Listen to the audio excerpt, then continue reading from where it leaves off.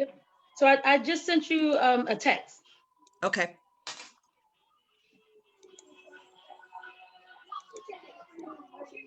Hello, everybody, and welcome. Hello. Hello.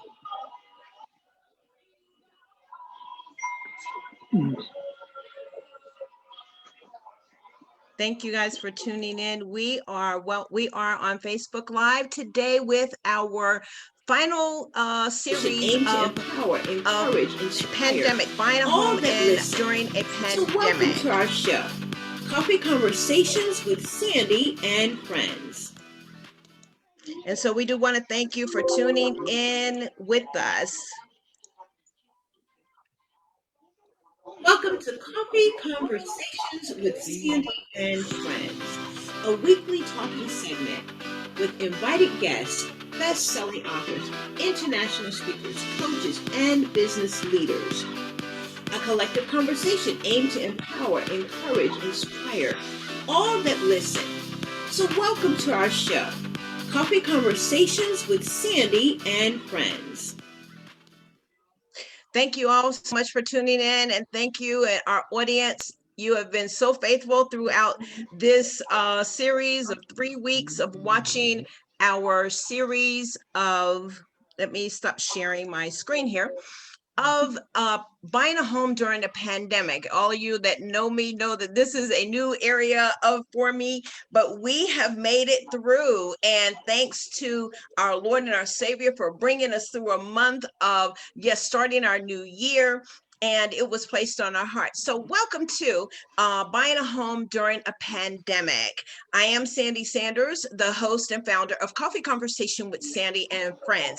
And I've been pleasured and pleased to have on our stage in this series with none other than my guest host for the month of January. It has been amazing to have you, Miss Anesha. I'm so glad that you're here. And then you bring on some experts that I am so happy that we have been able to connect. So Miss Anesha Bonelli, who is a best-selling international author, as well as a realtor in the Pennsylvania area. And so we're so excited to have her with us. And then she brought on an amazing person as she's bringing us in on the last leg of this series, is none other investor, real estate, known in the Pennsylvania area, Maryland area, Virginia area, and DC area, none other than Miss Quinn McDonald. I want you all to give it up. Hello, my ladies. How are you? We're doing well. Blessed and highly favored. How you doing? I am awesome. I'm doing great. Thank you guys for being with us. Okay, so what I'm going to do is these ladies are I'm going to be on the background, as I've kind of told you, is that this is our area. This is their area of expertise. Mine, I'm going to be moderating, going to be popping in, but I did put out a late post just to the disclaimer. I do want to thank all of those that signed up through Eventbrite. That was amazing. Anesha and Quinn, we got quite a few people last week. And you all please let us know if there was some that did not get to click in. Yeah, what's your feedback on that? Any ladies, Quinn? Mm-hmm. Oh, we actually went ahead and added the link to the actual flyer so that people already had the link. So I did go ahead and post the actual registering link, but in the comments, I did mention that I was going to go ahead and leave the link to join so people could join in virtually with us. Yeah. So I had some people that was saying that they didn't have the link last week. So yeah, we posted it this week and then we shared it. So I think that things are going better this week. Awesome. That was our first time doing that, and so we're so pleased. Well, today our panelist will be none other than Mr. Foster, and I don't have, forgive me, David, is that right? Yes. Do I have the first name? Foster. Okay, Mr. David Foster will be our expert panelist that we will be having today. Listen, this is the area of expertise. These individuals, they will be sharing with you. Again, just to recap, what we were looking at is that buying a home during the pandemic. many people, what we began to see is that many people had began to put their dreams on the shelf, thinking that they could not purchase a home, that they were not able to, that it wasn't possible because of going into people's other people, you know, people that were selling their homes, maybe of contracting COVID, things to that nature, or just, you know, and things became to a screeching halt. So over these past 3 weeks, we have come to know that yes, it is possible. It is definitely possible. So we come to encourage you. We come to provide you with some ABC information of what it will take for you to get that dream off of the mantle, dust it off. Yes, you can become a home buyer even during a pandemic. You can invest in real estate even during a pandemic. You can even sell your home even during a pandemic. And so these realtors, these individuals that are, we had construction experts on with us last week, people who do inspections and things to that nature, they were with us. And so we're here now on the final day. We're going to recap. I'm going to step back, but I do want you to know is that because of the pandemic, I want to bring, Coffee Conversation is all about serving. Okay. And dear friend of mine here on the, not on the coast, but in North Mississippi, minister, Pastor Henry Doris. And what he's a minister and a friend of his, a family of about 6 children, a wife, newborn baby, had contracted COVID. And I we just, you know, was really thinking it's devastating. And so he started a GoFund. I jumped in it, was really led, heartfelt led, that this is something that we really needed to do. So we're going to be bringing him on sometime during the series. He's going to be sharing the testimony. I'm going to leave it him because there's something that you all want to hear. And so the challenge is that we're going to let you know about the GoFund. And I'm challenging everyone that loves coffee. Hey, I do. And you know, a cup of coffee is about what? Maybe $1, $2.50 if you go to Starbucks, maybe some of the other specialties. Well, listen, the challenge is what would it cost you a cup of coffee a day for 1 week? And that is what our challenge is to pledge. Okay. And that comes out to maybe about $8, $10.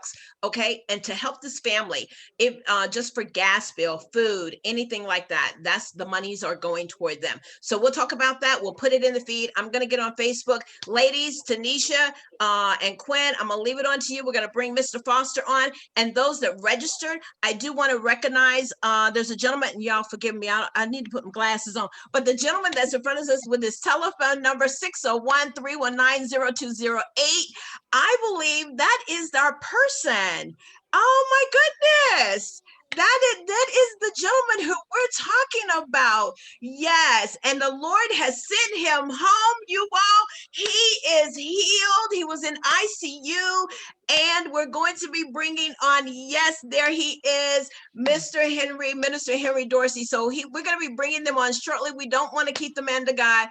And while I'm getting on the background, ladies and Mr. Foster, would you mind if we go ahead and do a quick interview with them, and then we'll bring you on, sir?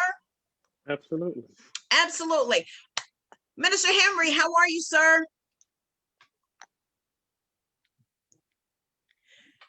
You got your plug on? I am well. I am well. Can you hear me? I can hear you. Yes. All right. Yes, we can hear you. All right. Let me change my name. I got it under my business stuff over here. Let me get my real name on here. Okay. All right. All right. Well, listen, while we're doing that, thank you so much. And for taking time to come on. We're just gonna step away and let you guys speak. I want to ask a couple of questions, and then I want you to share the testimony and exactly what can we do to be a blessing to this family. All right. Do you want me to start now? Absolutely. Go ahead, introduce yourself and let us know about our amazing person that the Lord has blessed us to see. Evangelist Sanders. There are just sometimes in life where, you know, you don't know just how much you touch somebody just by reaching out, and you did just that. When the news came that Brother Jerry Merrill, had contracted the virus, my heart went out because I know the type of person that he is. He's very much misunderstood but he's such a wonderful person. But that's not the reason in totality why we were so interested in raising money for his family. Some of us have no idea what happens if you are self-employed and something were to happen to you and you have a spouse and little children. In his case, he has a 3-year-old in particular that if in fact he's not able to bring in bread or food or paying the light bill, whatever it is, his family is totally devastated. Mhm. Compounded with the fact that his wife had to be quarantined. Well, she had to be quarantined, so that meant that she could not get out to make any revenue or any kind of ways to help the family. Mhm. So that meant that they were in a real serious situation, culminating with the fact that she had never experienced her husband being this sick before. So now you got all these thoughts going through your mind. What happens if he doesn't make it? What do we do now? What happens if he makes it, but he's really sick and I can't take care of him? Yes. And as I began to think about Mr. Merrill and everything that he was going through, I thought about my own life. I have a 3-year-old. Would anybody stand strong for me? Mhm. What would happen if my wife had to totally depend upon the system or and could not work or whatever? So it did something different to me, even though I understood I understood sowing, I understood seed time and harvest, I understood all of that. But sometimes in life, that thing never becomes real to you. Yes, sir. Sometimes you need someone close to you in order for it to be real to you. So I got an opportunity to take a look at our brother John at 1 John 3:18, where he admonished us as children. He says, "Let us not love with words or speech, but with actions and in truth." And that's the New International Version. But the reality of it is, it's so easy to share on Facebook to say, "I'm praying for you." It's so easy to say, "Get well soon." Right. But who's going to stand strong when we're in the middle of a situation? So I called the mother. Well, I called the man the minister, the pastor who married the two. I brought them. I called him first because when the idea hit, when the Lord dropped the idea, I Uh-huh. called his pastor, and his pastor told me to call his wife. I called his wife because I was on fire, and I said, "We've got to do something." Because if he comes home and that light is off or that water is off, what in the world are they going to do? Yes. So some people are looking at him as this ex-state trooper, this law enforcement guy, this guy everybody sees as this strong physical individual, but Wow. they're not thinking of the fact he has a 3-year-old. And if you ever see the 3-year-old, she'll take your heart. She will take your heart. Oh God, she will take your heart. And so the reality of it is that I look beyond that getting well. What do you do when you get well and you don't have enough to take care of your business? He drives trucks now for a living. So Okay. even if he did get out, he has to do heavy lifting. Okay. So how's he going to be able to do all of that? How is he going to be able to do? Well, and so that's what we see the heart. And that's what Coffee Conversation is all about. We are spirit led, and our hearts are open to be able to help others. That's why we're having this platform. That's why this platform is ending, because it is our desire to just put it out there that individuals that are affected by a pandemic, that the possibilities are still there for you to be a homeowner. What we would like to do is we made some room for you. The Okay. gentleman, the surprise is, can you share it with us of what God did, the miracle?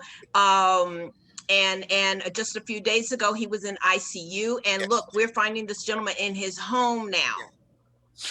I can definitely do that.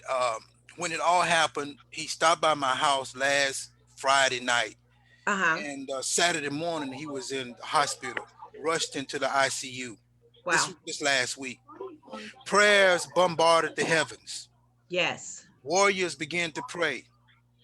Folks began to come together. And lo and behold, Evangelist Sanders reached out to me. Well, I actually think that when it went from ICU to a man had 100% oxygen, meaning that he had to be totally dependent upon some machine to breathe for him. This is 5 days ago. So you go from not knowing if he's going to survive to today, right before this call, Yep. the doctor sent him home. The doctor sends him home. I'm telling you, you and I, we went into prayer. We went into prayer that night doing texting. We were texting and praying. And we take no credit. It is the Lord who did it. He just heard our prayer. Yeah. Listen, what I want to do is give us the GoFund. We're going to put that in the feed. I'm doing some moderating behind.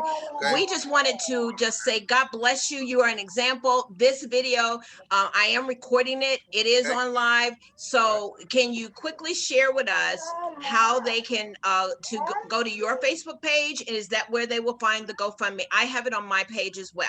I think it'll be more fitting to go to your page, Okay. Sanders. And one of the things that we've decided to do is that we've this birthed an idea whereby we have a T-shirt that's coming out.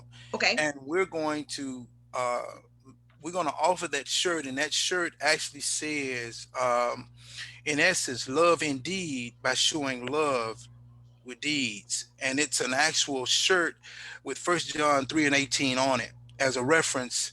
And we're going to use that shirt as a way of giving back and also giving a bit of inspiration. When Jerry sees someone wearing that shirt, he'll know that person believed in him. Now, what it also birthed is when we're done here with him, we're going to go forward in raising money to someone else that may need it. Right.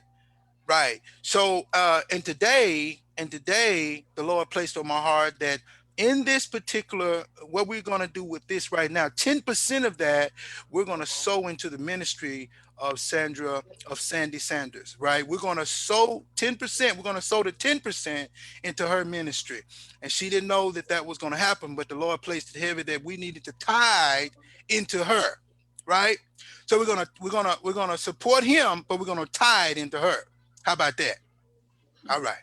I am so humble. Listen, we've got a team of people. Listen, Quinn and Anesha, y'all get ready. It's time for us to put some stuff together because we got people with homes that, so listen, but we're humble that God would even think of us. And I'm telling you, the gentleman, and I pulled it up and you called him by name. And what is it, Jerry? Jerry Merrill. Mr. Merrill, man of God, and you know, I work for a truck company. That is I'm a finance director of a semi truck dealership. And so look at this. This is just God. Yeah. So, but we are cheering you on. We're excited. These people, let me tell you, they're from Philadelphia, Pennsylvania. That's where this crew of individuals that are on here, other than Miss McDonald, she is in the Maryland, Virginia area, but people are going to hear your story all the way in Philadelphia. And it is the challenge from Coffee Conversation is that we will sow 1 week's cup of coffee, and this will continue on until the Lord tells us that we're supposed to stop. Okay, so listen, I'm gonna let you go. We want you to rest because you just got out of the hospital, but we say glory, hallelujah, thank you, Jesus, and he is worthy to be praised. Look at this, a few nights, I'm telling you. So we celebrate you.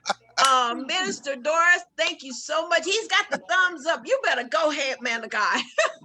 We are so delighted, and we will be getting an address or something, because from the realtors or what real estate investors and stuff, we're going to get together. We've got some work to do. Okay, so God bless you. Those of you that are listening to us live, yes, we have just listened and saw and witnessed what the hand of God can do do for you.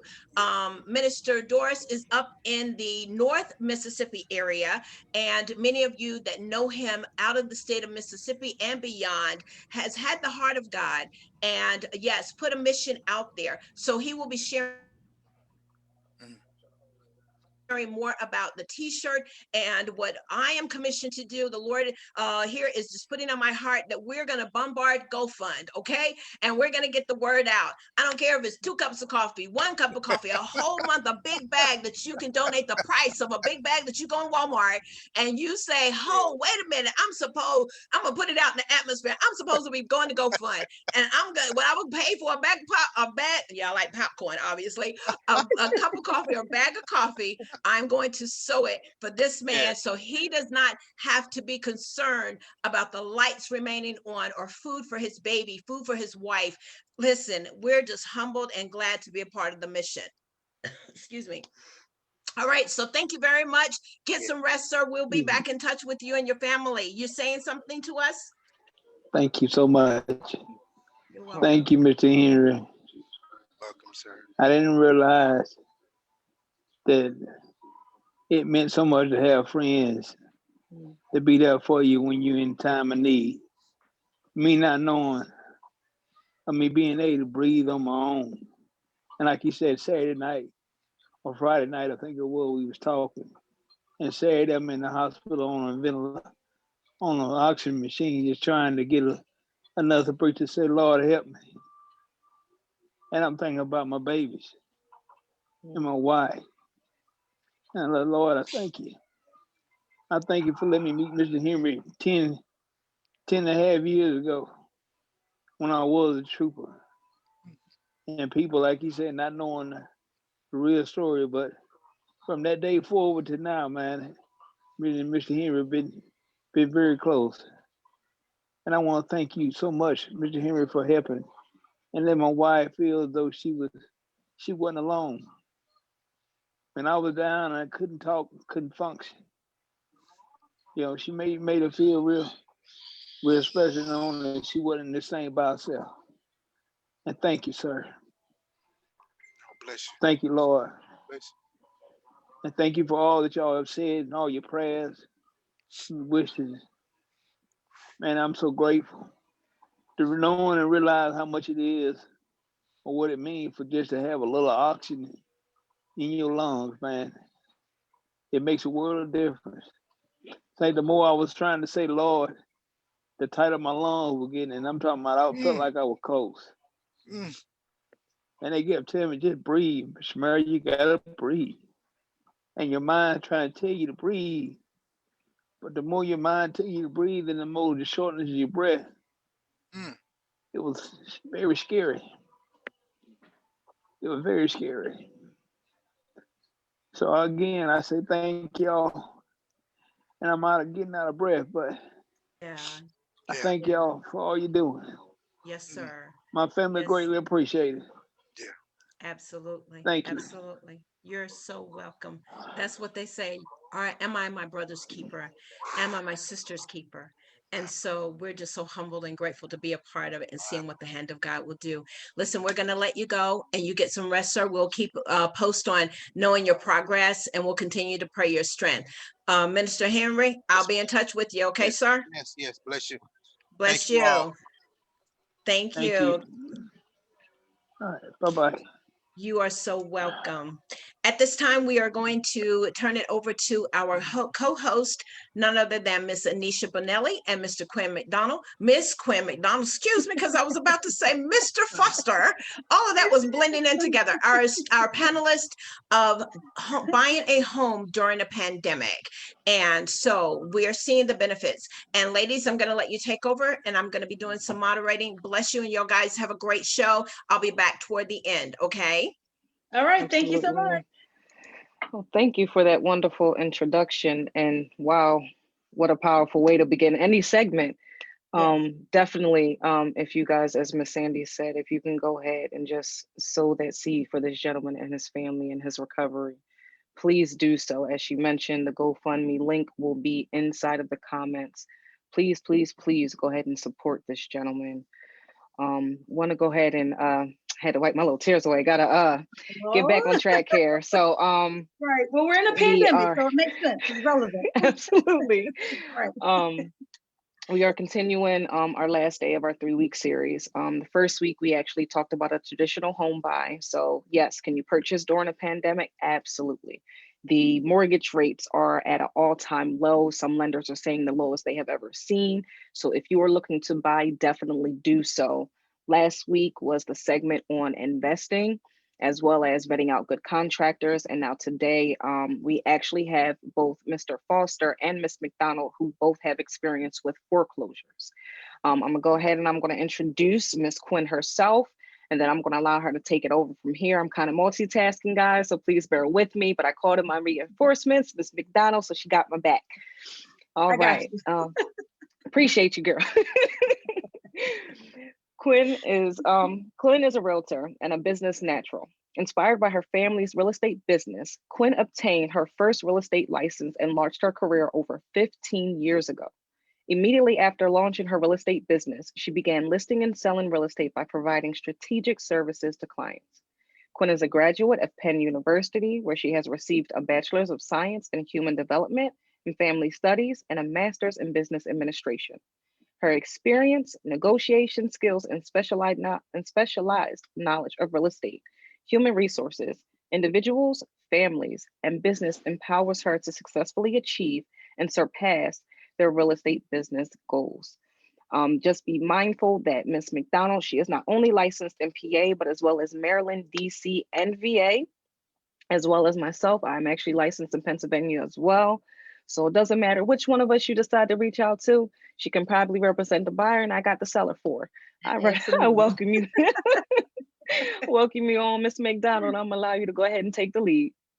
Well, thank you so much. I'm excited to be here. I love real estate. So anybody that know me know that I love talking about real estate. So it's just an honor to be here. So I'm really excited about that. So thank you so, so much.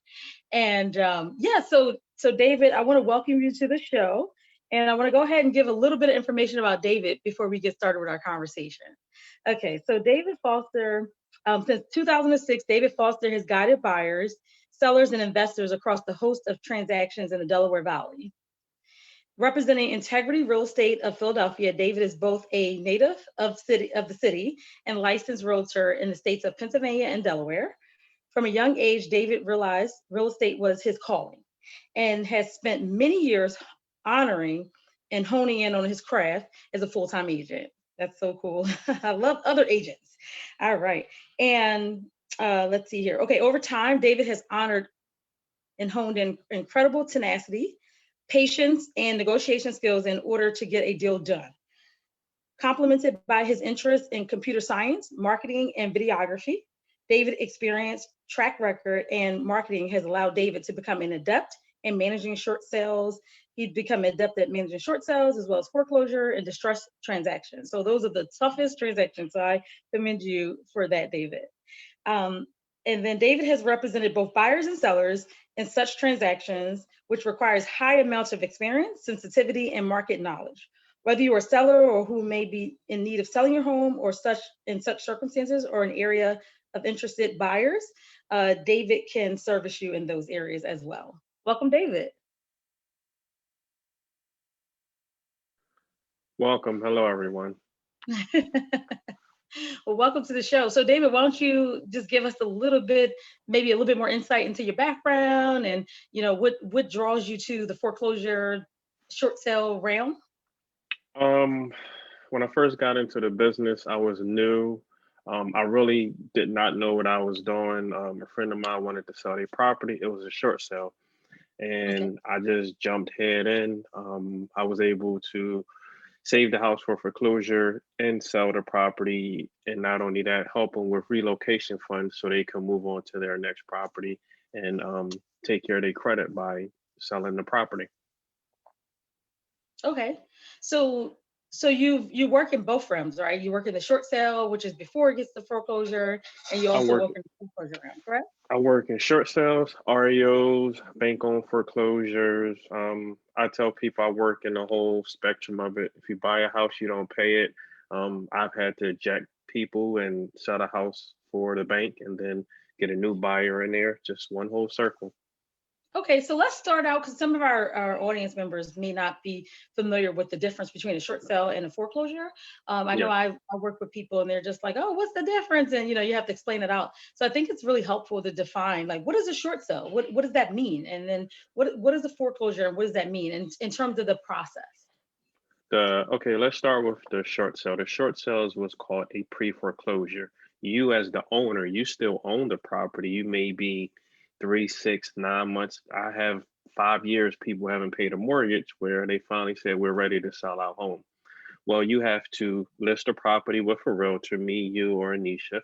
And then once you list it and we get an offer, we have to send that offer to the bank, which is called a third party, who make the decision if they're going to accept this offer or they're going to counter offer. And basically you're selling the house for less than what you owe. So let's say if you have a mortgage of $200,000 and the house sells for $150,000, the bank is willing to sell that property to get the debt cleared off and then actually write off the $50,000 debt and let you out of the lien. Okay, so that's the short sale. Yes. And then so where do we get to the foreclosure part? The foreclosed properties, which is called a REO property, real estate owned by the bank. So I have a few accounts with REOs and they basically buy in bulk. I'll get a list of 10 properties. We just purchased these 10 properties. We need to do CMAs, which is comparables, what we're going to list the property for. I need to go look at the property. I need to go secure the property, get pictures taken, get it marketed, get it on the market. So you're not dealing with a seller, you're dealing with a bank. Usually with a bank, they're not trying to do any seller assist. They're selling the property as is. There are no repairs. So if you wanted to use a traditional FHA mortgage for a foreclosed property, 9 times out of 10 is not going to go unless you go with a 203K rehab loan where you can bundle in. We're going to put a new kitchen, new bathroom, and it all fits into your mortgage to purchase the home and repair it. Right. Okay. Yeah. So I've actually worked with the 203K loans. And so a lot of time I'm working with buyers and, they're trying to find a way to get into a home that's at a good price. And, we all know that right now the interest rates are at rocket lows, right? So if you can buy something, it's like the best time. And so I've had clients where they want their mortgage payment to be at a certain point. But they want to get into an area where it costs pretty high, amount to get in. So, foreclosure has been sometimes like one of the suggestions. And like you said, the 203K is a good idea. And so let's talk a little bit about the 203K because that's like jargon, right, for us realtors. But a regular person who, doesn't really work in the real estate realm, they might be like, what's a 203K? So it's a rehab loan, but I'll let you explain a little bit more so we can just, just dialogue about that a little bit, just to tell like our customers here and clients possibly, what can they do? Like, how does this work for them? How does this make sense for the average buyer? So for a 203K loan, let's say you find a house that's $50,000 and it's in a neighborhood where a comp may be, I don't know, say 150,000. So you're going to pay 50,000 for the property, and you at least want to put 50,000 into the house to fix it up. It may be a new kitchen and a bathroom. So with this, they're going to make sure that the after repair value is above around the 150, because you have to make sure that the numbers make sense. They're not going to give you way more money to fix up to the house if it's not worth. And especially they're dealing with FHA, you're going to have FHA appraisal. If it does not appraise for FHA, you will not be able to buy it. And that appraisal will stick with the house for 6 months. Right. So basically you find a house in a neighborhood that needs work. You can say, I want to get a 203K loan. I'm going to pay 50,000 to buy the house, and I'm going to put 50,000 into the house to fix it up. Now, there are some caveats to it. You cannot get your uncle to just fix it up. They have to be a 203K certified contractor. You have to have a 203K consultant and their draws to get it fixed up. And the other, I would say, a con is you're not going to move into it right away because you still have to fix the house up. Right, exactly. So when dealing with a rehab loan, so a good candidate would be probably someone who would would be a person that want to design their own home, right? So they Yes. get to put their own finishing touches on a current home, and maybe someone who has time to allow the rehab to take place after they've actually bought the home. Yes. Could you talk a little bit about what is FHA? Because people, we talk about that. What's FHA? how does it help FHA you? Like, the is current. a government-backed mortgage where you only have to put 3.5% down, which is really, really good if you can get a 2.5% interest rate. And with the 3.5% FHA, of what now? Like the sales price, no, right? 3.5% of the sale price, which is your down payment. And a lot of people think, wow, that's all I need. No, that's your down payment. You still have closing costs that you have to pay. And if you're working with a good realtor, they can help you to find grants or some type of program that can help you with the down payment and the 3.5%, which would get you into the house for probably cheaper than what you would rent a property for. Right, absolutely. So, so I'm just kind of bringing it back to some of the basics. I know we're talking about foreclosures, which is a little bit more of a complex, buying strategy. So I want to make sure that we're covering all the bases. So when we say closing costs, because some of our audience members are new, they haven't been here, talking about closing costs. They may have never heard of it, or they may have heard of it and are kind of like, what are closing costs? So, what's a good way to, explain to someone, brand new, looking to buy a house, what are closing costs? I always like to separate it. 3.5% down is your down payment the down payment part of the mortgage. Okay. Right. But now you have closing costs, which can be transfer tax. In the city of Philadelphia, it's 4.12. So you have to pay 2.14 of your transfer tax Of the sales price. of the sale price. What else is included? Title insurance. You always want to get title insurance. Title insurance is your insurance against buying a property. So you're purchasing this property for $50,000. You're going to have title insurance up to $150,000 because that's going to be the whole thing. So if there are any judgments or liens that may come back, you're going to be protected because you paid for title insurance for the property. Right, absolutely. And then there's appraisal calls. So the bank typically sends an appraiser out to make sure that the price of the house is consistent with the market.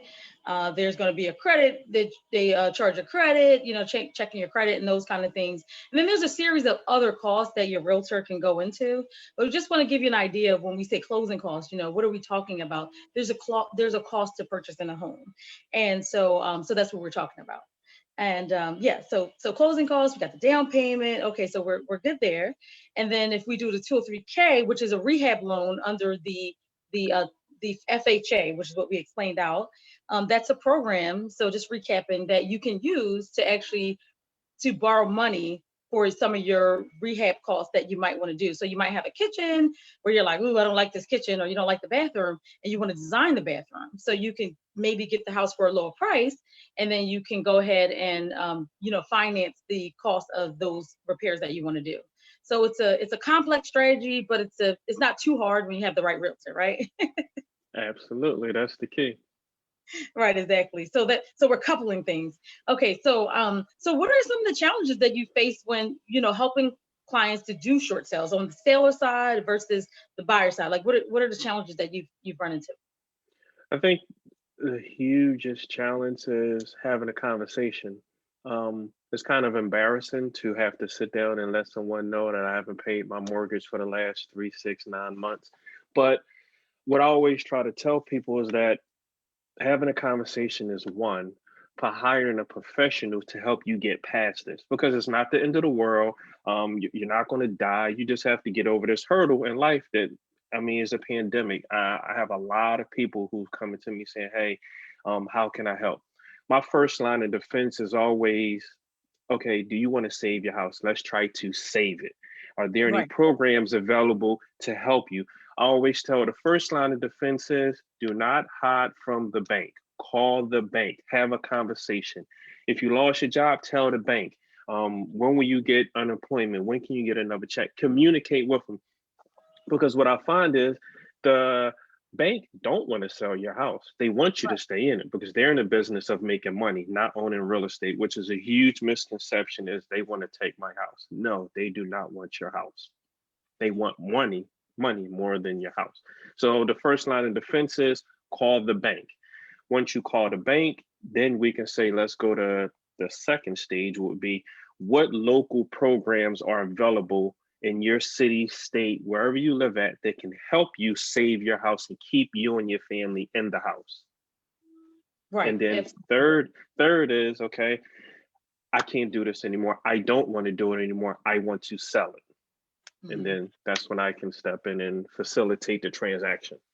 Right. Yeah. So as realtors, we are consultants, right? We're here to help solve issues and problems and also help people to reach their goals.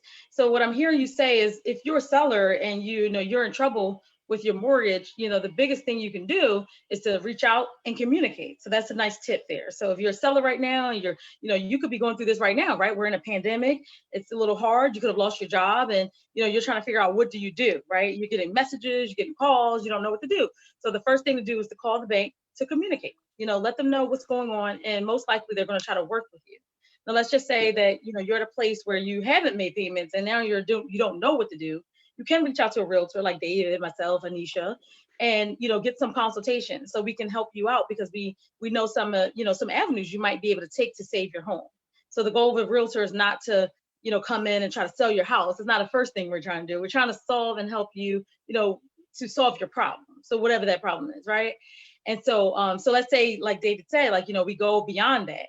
And we're at a place where you, like David said, you don't want to do it anymore, you can't do it anymore, and you need to get out. So now as a realtor, David will come in, I would come in, and Anesha will come in, and we would, try to strategize on, okay, what are our next steps? And so, David, if you were talking to a client, and let's just say they're at that place where they're like, hey, I don't want this house anymore.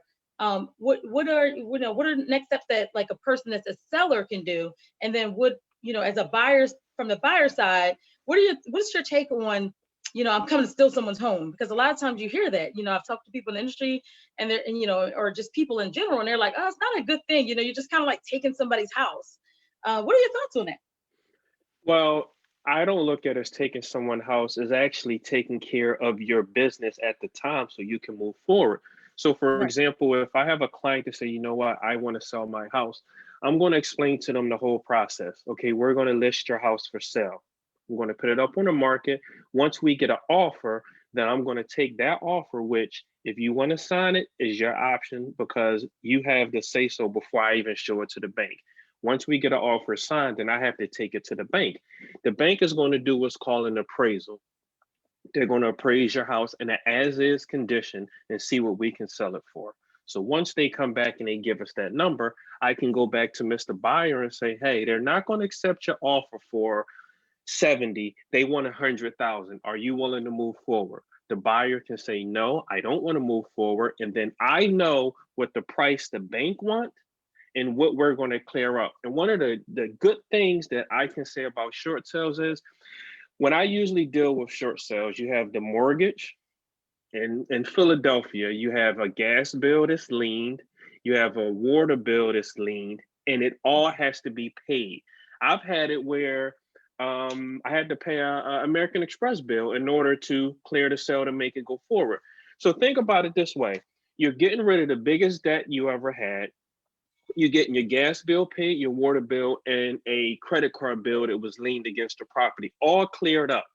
And you putting it behind you, and then you can move forward to say, okay, I got a reset. I got all of that debt paid off. Now I'm going to move forward. I'm going to make sure I pay all of my bills on time, and I'm going to work back so I can get me a house that I can keep.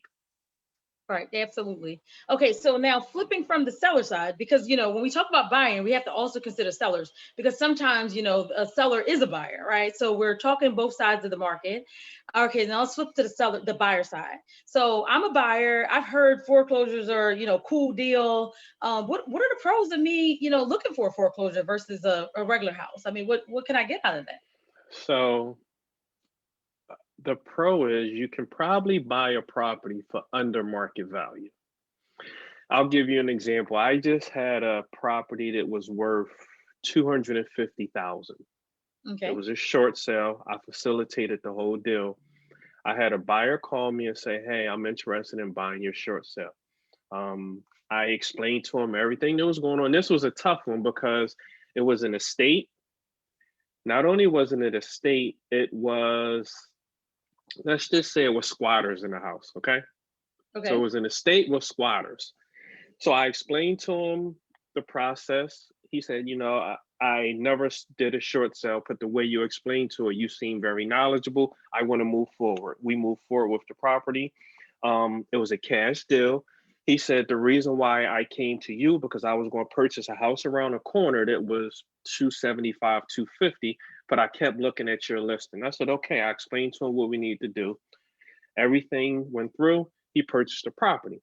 Now, how many people do you know that's paying 190,000 cash for a house to have squatters in it? Right. Yeah, I understand. You don't have many, do you? Right. Okay. So part of the thing that I always try to do when I'm working with representing a seller is I try to facilitate and help the buyer because 9 times out of 10, the other side not really well versed. Right. So I said, you're going to have an issue. The issue is there's a squatter in there. I didn't already facilitate it with a real estate attorney, the whole process. They have the names, they have everything. So I'm going to give you the attorney number so you can speak to the attorney and they can assist you once you purchase the property. He called the attorney, they had a conversation. He said, you put this whole deal together and I'm going to move forward. He was able to purchase the house that was worth $250,000 for $190,000. But not only that, he already had the attorney in place that's already working on the ejection for the squatters that's in the property. Right. Yeah, exactly. So one of the major benefits of purchasing a foreclosure, based on what we're talking about, everybody, is that you can possibly get a home that's below market value. And that means that you have equity in the home. So it makes it an investment for you. So you can maybe take that money and maybe spend it on another investment or do something else with it. So one of the positive things is about, foreclosures would be to find something that's below the market. So we just want to make sure that, as we're talking through, we're giving you some good nuggets and tips, and that we're making sure that you're walking away with something that you can, like use and actually think about like, hey, okay, well, maybe foreclosure is for me. It's not for everybody, but, we want to make sure that you know what it's for. So David, Anesha had a question for you. Go ahead, Anesha. Well, now I got a couple. Oh, go ahead, girl. The very first one, you briefly touched on about FHA and how it may be an option as long as it's partnered with the 2OK rehab loan. Now, is there any other form of loans that could qualify a potential buyer for a bank-owned property? All of them, I believe. FHA, conventional, USDA, VA. It just, I would say it's case by case because sometimes is a time constraint. Right. Sometimes the bank don't want to deal with that you're getting a mortgage. But okay, I'll give you a perfect example. If you wanted to buy a house with an FHA mortgage and let's say it was 100,000 and it had a gas bill, water bill, and a credit card bill, I can tell you right off the front, if you don't have the upfront cash to pay for the gas, the water, and the credit card bill, the mortgage is not going to allow you to pay that stuff off to buy the house. So that's one caveat right there that can really deter people from buying a short sale with an FHA mortgage. Usually, I try to explain to people, if you don't have the money up front to take care repairs, to pay off liens and judgments, I would try to stay away from that, especially if you're a first-time home buyer and you're using grant programs to get into a home. That's not going to cover the liens and judgments that need to be paid off in order for you to buy it. Gotcha. Now, I also wanted to briefly touch on kind of both sides of the spectrum. If I'm going to put myself in a buyer standpoint, if I was a buyer and say I didn't know a realtor, how would I go about either finding a realtor or finding that bank-owned real estate property to go ahead and get that ball rolling? Few places you can look. On the MLS, you can look up realtors.com. I believe I have a tab where you can select short sales. That's one way. If you're looking for foreclosure, a good website is HUD Home Store. One second, I'll tell you. HUDHomestore.com. And another one is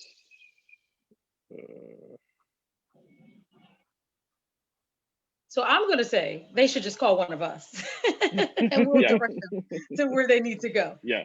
That's the best stop shop, you know, call one of us. HomePath was the other website. Yeah, I heard HomePath is a good one. So you can check And then around there, but when you need somebody, give us a call. Absolutely. And then on the flip side of that coin, of all of us being realtors, how did you go about making these connections? Did you go to a particular bank to find out about these bank-owned properties? Did you door knock? Like, how did you get these clients reeled in? For me personally, when I started doing short sales and I felt comfortable and more proficient, I actually started advertising myself. And I would say that one flyer that I probably paid maybe $30 to $60 for, I done made a couple thousand off of it. And the reason why I always tell people is because the average person has no clue what a short sale is, because they pay their mortgage every month. They don't have the bank calling them. But that person who missed one payment, two payment, three payment, the bank is calling them. If they're communicating with the bank, I'm willing to tell you that the bank is going to tell you, contact a realtor and probably do a short sale. So that short sale becomes a hot word when you're in that situation. So when you see the advertisement, you're like, oh, okay, I'm going to call him. Nice. Goodness, it sounds like a nice little business strategy you set up there, sir. I just wanted to open up the floor at this time because I do want to recognize our guests that we do have in our audience. This webinar is actually for you guys. Do you guys have any questions, comments, concerns for either Ms. McDonald or Mr. Foster that you would like to get answered? You could either unmute yourself and ask it directly, or you could go ahead and just put it in the chat, and we'll definitely make sure we touch base on your question.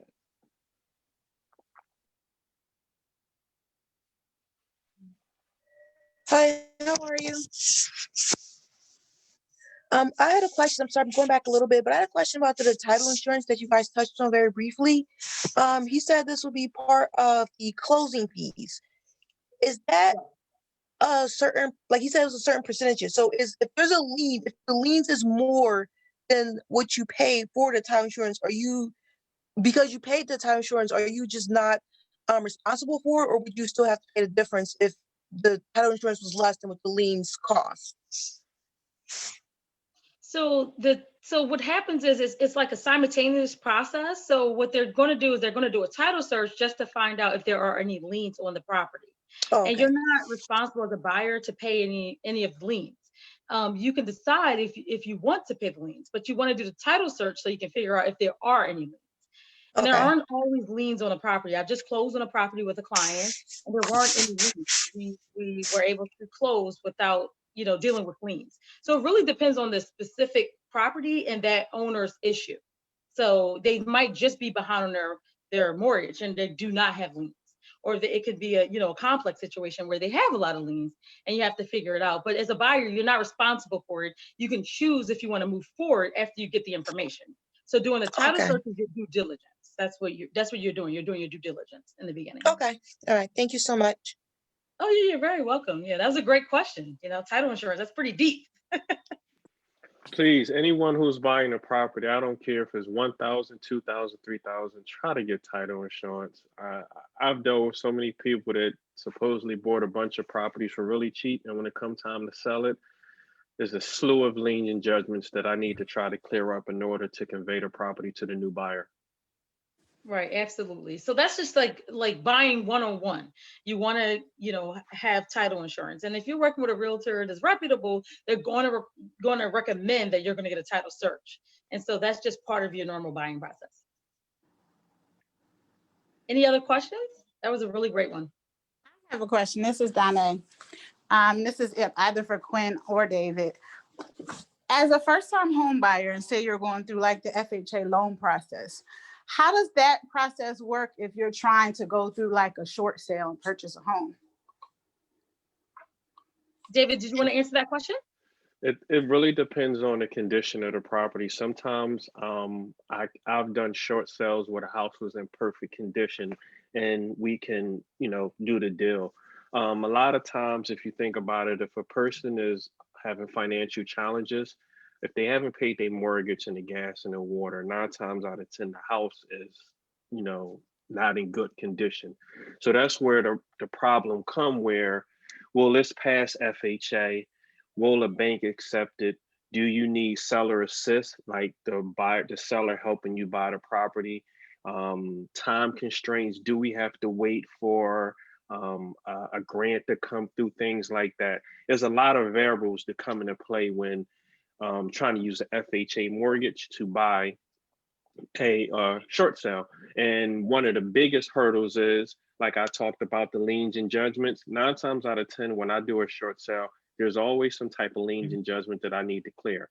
And I will go to the bank and ask them, will you pay the gas bill? Will you pay the water bill? Will you pay this lien? They may say, we'll pay half of it. The other half, the buyer have to pay. Well, that other half that has to be paid is not going to come from you getting a mortgage. It's going to come directly from you paying cash in order to get the deal to close. Right. And then in the foreclosure, because we got the short sale, that's before foreclosure. And let's just say you say, okay, I don't want to deal with the short sale because maybe you're running into a bunch of liens there. And in the foreclosure process, that's when the bank has already gone through the process of owning the property. So as David said, is real estate owned. So the bank typically do not want to own real estate. That's not their job, right? Their job is to get the interest payments. And so after that, for the most part, you're not really dealing with liens or anything like that. The bank is taking care of those pieces. And then you can work with the bank, with your realtor and the bank to negotiate for the property. And so with 203K loans, which is the rehab loans for the FHA, it's important to know that there are mandatory costs, and then there are like these other costs that you can decide on if you want to do them or not. So mandatory is going to be the HUD. So there's going to be a HUD consultant, as we talked about, and that's the person that's going to come out and say what is mandatory. And then you can decide to put your bells and whistles, and you want like little lighting and all that great stuff. And so as long as you can, get the mandatories included in the pricing, but it has to make sure that the market value, equals or is more than. So for example, we said 50,000. And then let's say you're going to do like 50,000 repairs. Let's say the house is worth 200,000 after you're done. Then there's enough room in there to actually put your repairs in. And so you want to make sure you get the mandatories done because that's mandatory, right? You cannot get around it. You might decide to get the mandatories done, and then you can pay out of your pocket later to get the bells and the whistles. So there's a lot of ways to work with your property. So that's important to know. So yeah, there's a lot of variables like David said. So some people are going to be good candidates for the short sale, which is maybe you have some extra cash and you can afford to pay for some of those liens and a couple of those things. And then or you might be a better candidate for the foreclosure after the bank takes care of all that.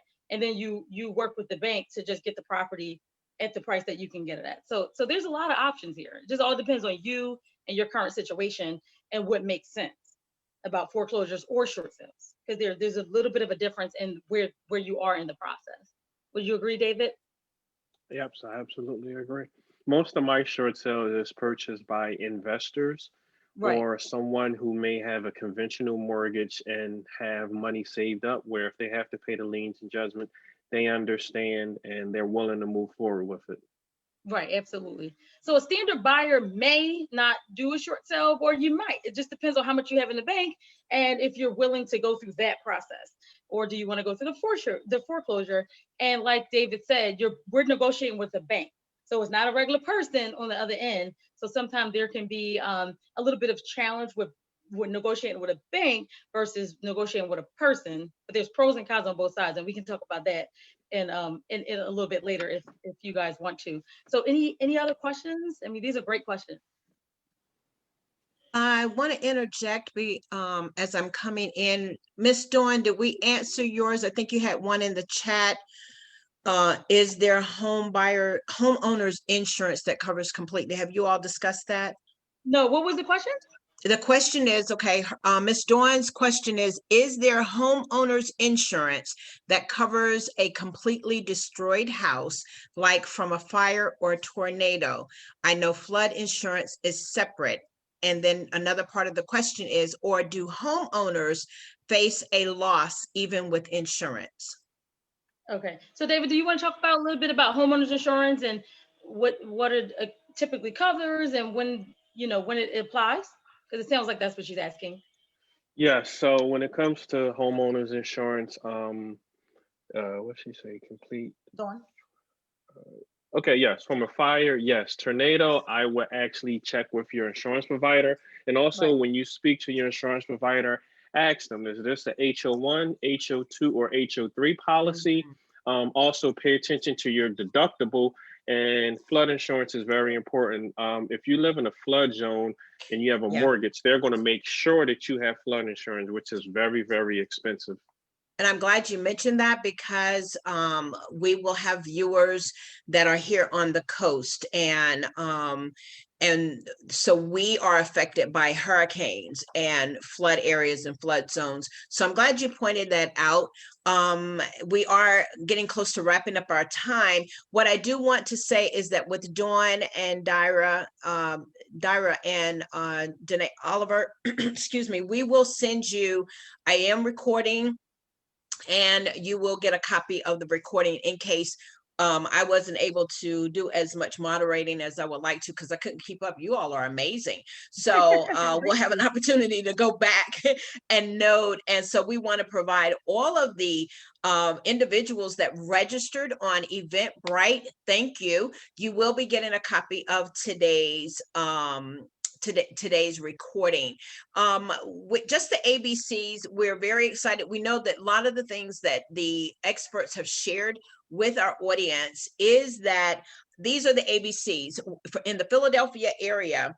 What we wanted to make sure is that whatever we were talking about pretty much can apply across the United States. When it talks about buying and selling, of course, the interest rates, of course, and things like that would vary because of the cost of living. We do understand that. So what these experts have done, these individuals have definitely, they are very knowledgeable in their field. We have realtors. We had Mr. Foster, who is in the foreclosure part of real estate. And so Quinn, as an investor, has a powerful story, and you all definitely want to connect with her and hear more about her story of how she became a real estate investor. And Anesha, of course, is as a realtor and has been in the industry. And now, Anesha, you're embarking into you're getting some certification in another area. Could you share with us about that briefly? Yes. So I actually decided, because I want to get away from my regular job. So I went ahead and I decided to go ahead and fill out for the city's project rebuild program. Okay. It was a ton of interviews, but I actually got accepted. So I am now taking courses and actually being paid for it to learn how to be an electrician. So not only can I go ahead and, help you buy or sell your home, now I can help you fix your electrical wiring as well. I tell you, is what they call that triple threading. And when you're triple thread in the theaters and stuff like that, listen, I think all of you all are probably triple threats in your area. But we are going to wrap this up. I want to thank Mr. Foster for being our panelist today. How can someone reach out to you, sir? You can reach me on my website, which is davidfoster215.com. All my information is on there, whether you're looking to buy, sell, rent, or invest in residential or commercial real estate in Pennsylvania or Delaware. Okay, so that's davidfoster215.com. Yes. I want to put it in our feed on the Facebook page. I want to make sure I get that in there. And Quinn and you all, if you all can put yours in there as well. Okay, sure, absolutely. I'll put it in the chat. Okay, great. And we'll make sure we get that in the comments of the Facebook page. So this is Sandy Sanders with Coffee Conversation with Sandy and Friends. This has been an amazing month of January. My co-host, Miss Anesha Bonelli, who is, yes, an international she is an international author as well as a realtor, and also now getting certified to become an electrician in the state of Pennsylvania. Then we also have the phenomenal Miss Quinn McDonald, McDonald, who is in the Maryland, Virginia, DC area. These two ladies they are rock stars for sure in their industry. We also do want to thank Quinn. If you can share tell us who our previous guests have been. Do you remember? Oh, okay. I know a couple. So we had David Harvey. That was the show that I was on. And then there was Tawanda, which was the female contractor. And I'll let Anesha tell us about the other ones. Oh yeah. So our very first segment was about a traditional home buy, how you can purchase a home, and how yes, you can definitely go ahead and purchase a home during a pandemic. We actually went ahead and had on Kiana Montgomery. She is actually a lender in the PA area, and we also had Corin Jackson on. He is a home inspector, world seeked out inspector. The man stays busy, so you definitely have to call if you need a home inspection ahead of time because he is booked and busy. And so then today, go ahead. No, go ahead. I just wanted to thank all three of you, Miss Sandy, for you giving me the platform and even coming to me with the idea and trusting me to put together a real estate series. For that, I truly, truly appreciate you and really, really thank you. This is actually out of my realm, and I'm actually forcing myself to be uncomfortable. So this was something that I wanted to do just because it made me nervous. And then I actually ran into Mr. Foster just by looking at not a home, but looking at a post that he put within the Brad group about foreclosures. And he actually gave me my last idea, which I needed. Thank you, Mr. Foster, because I needed to be able to cover 3 different topics. And when I reached out to him, he said he would be happy to do it. So I sincerely appreciate you, Mr. Foster, for one, even considering coming on, and 2, actually coming on and sharing your knowledge, your experience, answering questions for these ladies and men that actually need this help. I'm quite sure even may know somebody that may need the help. And Quinn has just been my backbone, my girl. She is absolutely amazing. We've hit it off. I actually come to find out I've known her cousin for years prior to even being introduced to her. So she has definitely been very good, a wealth of knowledge. She's also been like my right hand with co-hosting, because these past couple of weeks I've kind of had to juggle things. So she's been able to step in seamlessly without even seeming like she needed to. So thank you so much. Thank you very much. These ladies have been amazing, and I tell you, if anything, they've had my back, and it's such an amazing opportunity to work with individuals that we can collaborate, and you bring your skills and your talents to the table and share it. We do want to thank Mr. Henry Doris for remaining with us from Mississippi, and definitely we do appreciate him coming on. Here is that challenge. Again, we want to put it out there, and I do see another guest that registered and came on, Goodwin. Thank you so much for coming and sharing. I will be sending you a copy of the broadcast. You will get that in your email. If you would go ahead and put in the chat, I want to confirm. I'm pretty sure I have it in our coffee conversation email, but Kay Goodwin, if you would be so kind, put your email in our chat so that we can make sure that you receive a copy also of today's broadcast.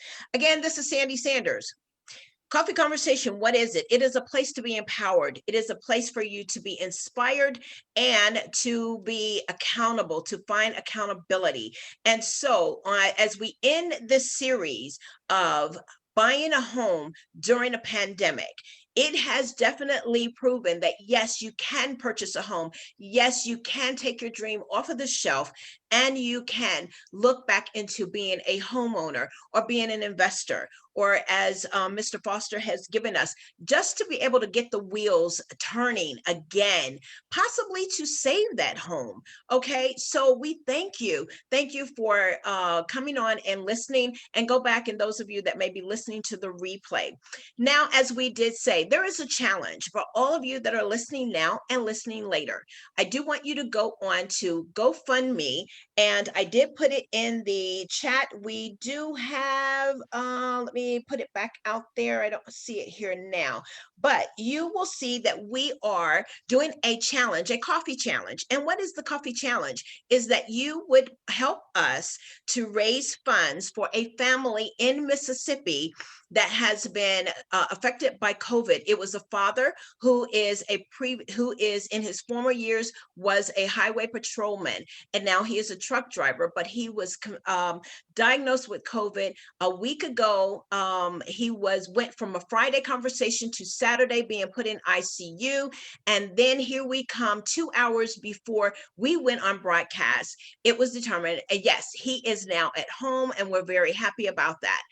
We're excited, we're elated, we're excited. His wife and family, he has a 3-month-old, y'all help me, I was a three-year-old daughter. Then there's some other older children who had to remain in quarantine. And so what is the challenge?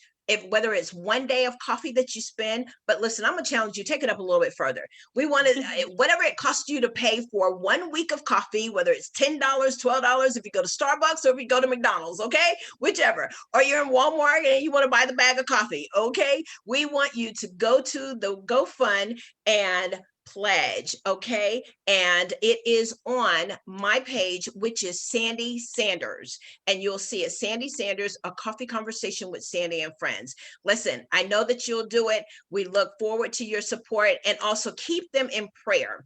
You will see these individuals, Anesha and Quinn, somewhere down the road within the next quarter, because these ladies are on the background and they're experts in their area. We want to bring some more platform of helping you this year.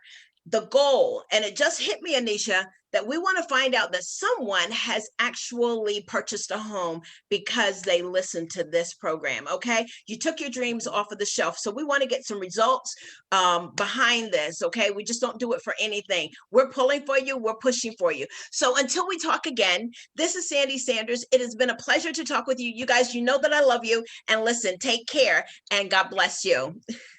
Thank you. You too. Bye-bye. See you guys later. Bye. Thank you, Okay. Mr. Foster, again. Take care. Thank you. All right.